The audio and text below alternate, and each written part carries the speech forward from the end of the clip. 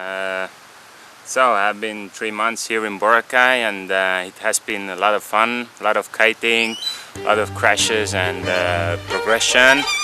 This is a little rewind from the stuff we have been doing here. So enjoy.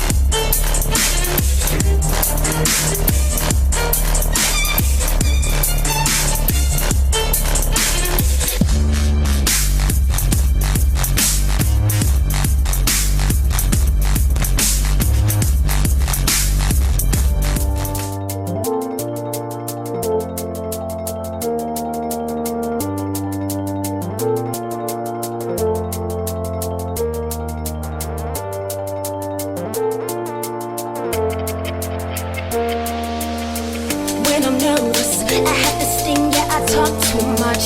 Sometimes I just can't shut the hell up. It's like I need to tell someone, anyone will listen, and that's where I seem to fuck up.